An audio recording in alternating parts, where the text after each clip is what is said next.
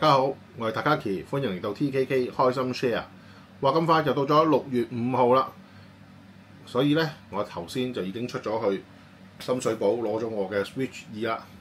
本來咧就下晝1點鐘先有得拎嘅，結果佢就10點鐘提早開鋪，咁我當然準時10點鐘去到。咁我鋪頭呢度咧就比較好啲咧，就乜都唔使加，乜嘢都唔使另外買。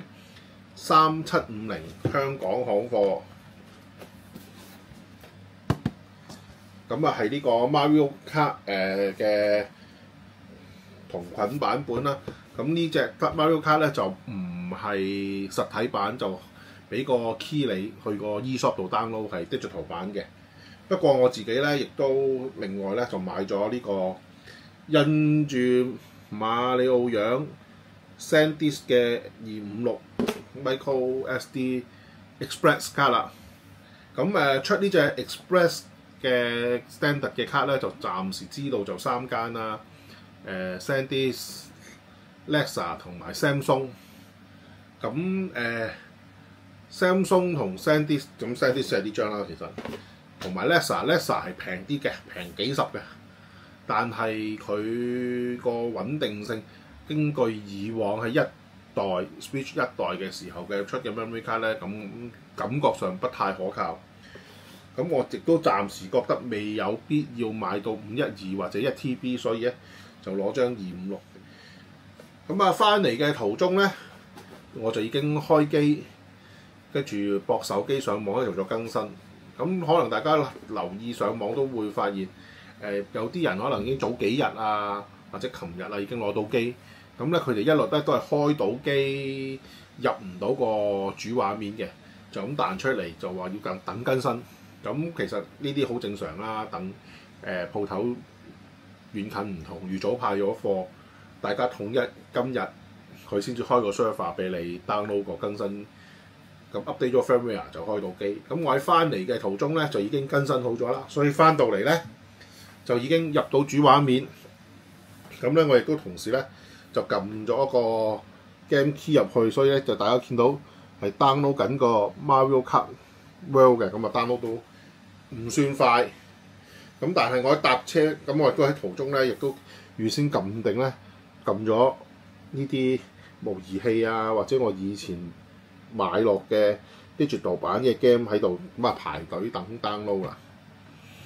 咁啊，我由於係撳 download 之前已經預先插好咗張memory 卡入部機啦，所以咧佢係自動直接落卡嘅，就唔會入 game 嘅 memory。咁佢個卡槽咧就同以往一代一樣咧，都係收喺個支架下邊嘅。咁部一代我就已經早就賣咗啦，所以咧就拎唔到出嚟同大家對比。但係我拎上手感覺咧，係咪真係大好多咧？係嘅，睇落去個畫面大好多，但係手感咧其實係感覺上係薄嘅，所以咧呢個位係我感覺上就係空溜溜，可能都係要等出啲 grip 貼上去先至會好拎一啲啦。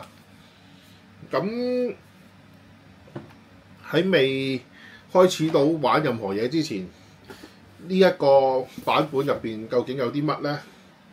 咁其實咧感覺上同一代係冇乜分別嘅。佢有嘅嘢同一代同捆嘅版本咧，可以話係接近一模一樣。首先第一當然就係機嘅本體加一對 Joy-Con 啦，跟住為咗對 Joy-Con 大家拆落嚟玩嘅時候唔好揈來揈去，一樣有個手繩啦。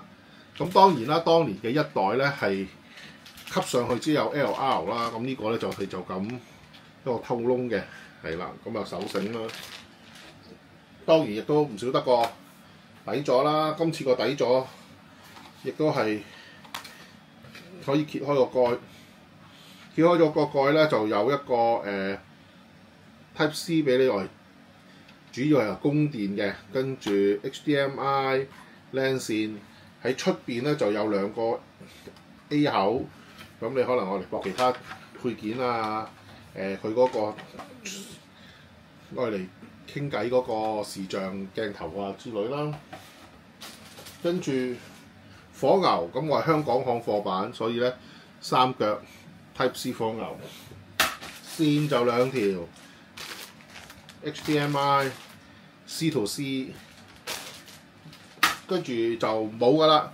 當然因為呢個係同捆版本，就會有呢張咁嘅紙啦。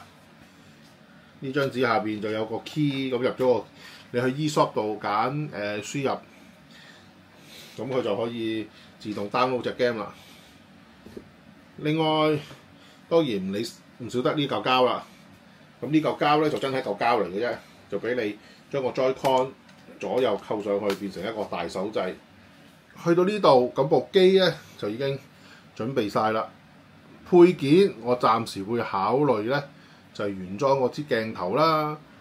雖然 Hobby 咧出咗2支鏡咧係好吸引嘅，一支咧就 Mario 入邊嗰支食人花款，另外一個咧就只係一個好細個嘅鏡頭仔，係可以夾喺部夾咗喺部機度，等你唔係用玩咗嘅時候唔使揾個位動嗰一支 cam。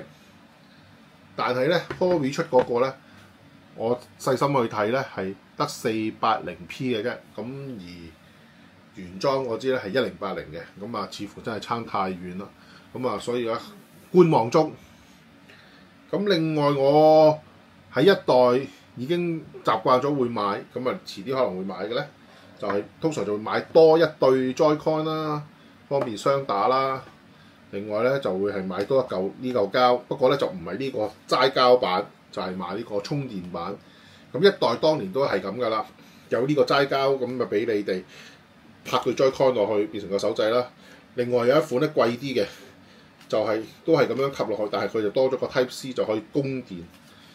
咁啊點解要買嗰個啊？咁就係當我買多對 Joy-Con 嘅時候，2對 Joy-Con 要充電咧，咁一對就駁喺部主機度啦，另外一對咧就用嗰個拍咗上去插 Type C， 咁就可以2對 Joy-Con 同時都充電啦。咁啊翻咗嚟屋企咧，差唔多成粒鐘啦，其實，但係隻 Mario Kart The World 咧都係80%就 download 咗，所以又未有得試玩住。暫時去到呢個 moment 咧，我發現咗一樣嘢，就係冇咗 YouTube。當年喺 eShop 度可以 download YouTube 個 app， 咁係部 Switch 一代可以愛嚟睇 YouTube 嘅，但係而家咧去到個 Switch Shop 咧係冇咗 YouTube 個 app 啦。game 就未有得打，但係咧部機有啲乜嘢比一代唔同？我自己覺得唔同咗嘅咧，第一當然就係頭先講冇咗個 YouTube 啦，但係咧佢而家就有藍牙啦。當然大家記得一代係唔可以用藍牙嚟駁耳機嘅，而家係可以啦。咁啊不過咧佢有限制嘅，咁咧去到而家咧就會有呢個一行叫做 Bluetooth 音訊，咁下邊咧隔離咧就有啲字就講咗啦。連接 Bluetooth 音訊時，最多連接2個無線控制，即係最多只可以雙打，就冇得4打啦。如果進行與鄰機主機通訊嘅時候，即係兩部機真係機同機之間通訊咧，個 Bluetooth 咧亦都會 cut 咗嘅，係只可以聽，用唔到咪。係啦，收音咧佢就寫明㗎啦，只無法使用 Bluetooth 嘅咪高峰。